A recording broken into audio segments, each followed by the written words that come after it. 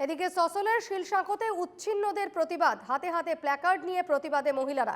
গৃহহারাদের বিকল্প ব্যবস্থা করে দিক রাজ্য সরকার, দাবিতে সরব প্রতিবাদীরা। প্রতিবাদী কর্মসূচিতে অংশগ্রহণ কেএমএসএস এর সাংগঠনিক সম্পাদক আকাশ দোলের।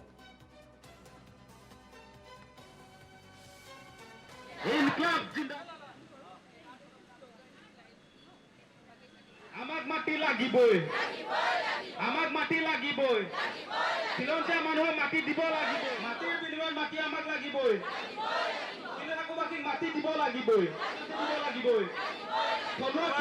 তেওঁ মাটি দিয়াৰ প্ৰতিশ্ৰুতি দিছিলে। প্ৰতিটো ভূমিহীন পৰিয়ালক একথাকে প্ৰথম দিনটোৰ পৰাই আমাক প্ৰতাৰণা প্ৰবঞ্চনা কৰিছে। বানমুক্ত গুৱাহাটীৰ কথা কৈ আমাৰ শিলশাকুৰ ৰাইজক উচ্ছেদ কৰিলে, তাৰ পাছত বানমুক্ত গুৱাহাটী নিৰ্মাণ নহ'ল। আজিৰ দিনটোতো এজাক বৰষুণত গুৱাহাটী মহাসাগৰ সদৃশ পৰিস্থিতিৰ সৃষ্টি হয়। আৰু মুখ্যমন্ত্ৰীয়ে নিজে উচ্ছেদ হোৱাৰ সময়ত তেওঁ মাটি দিয়াৰ প্ৰতিশ্ৰুতি দিছিলে। প্ৰতিটো ভূমিহীন পৰিয়ালক একথাকে মাটি দিম বুলি কৈছিলে, কিন্তু আজি 3 বছৰ উকলি গ'ল। 3 বছৰ উকলি যোৱাৰ পাছতো আজিৰ দিনটোলৈকে হিমন্ত বিশ্ব শৰ্মা চৰকাৰে আমাক মাটি দিয়া নাই। সেইটো অত্যন্ত দুৰ্ভাগ্যজনক কথা। আৰু তেওঁ সদায় কৈ আছে যে খিলঞ্জীয়াৰ পক্ষত কাম কৰি আছোঁ বুলি কৈছে। আজি খিলঞ্জীয়া মানুহৰ কাৰণে যদি সদায় কাম কৰি আছে, আমি 3 বছৰ দিন কিয় পুনৰ সংস্থাপন পোৱা নাই, সেই প্ৰশ্নটো হিমন্ত বিশ্ব শৰ্মাক উত্থাপন কৰিছোঁ। তেওঁ কৈ আছে যে তেওঁ মানে দিন ৰাত একাকাৰ কৰি দিছে খিলঞ্জীয়া মানুহৰ কাৰণে। আৰু আপোনালোকে নিশ্চয় দেখিছে 3 বছৰ কিন্তু আমি ৰাস্তাত প্ৰতিবাদ কৰি আছোঁ।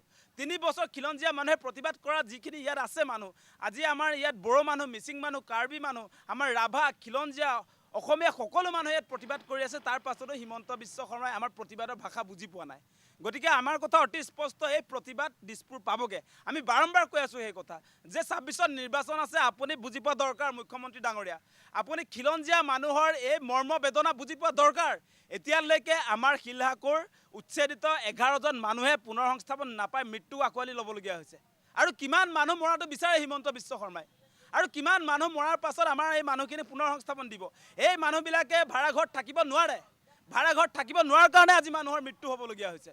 গতিকে এটা কথা স্পষ্ট, আমি আৰু সহ্য কৰি নাথাকিম। বাৰম্বাৰ কৈ আছোঁ, এই ধাৰাবাহিক যি আমাৰ অৱস্থান ধৰ্মত কাৰ্যসূচী, এই কাৰ্যসূচীৰ পাছত দিছপুৰ চলো কাৰ্যসূচী আমি ৰূপায়ণ কৰিম।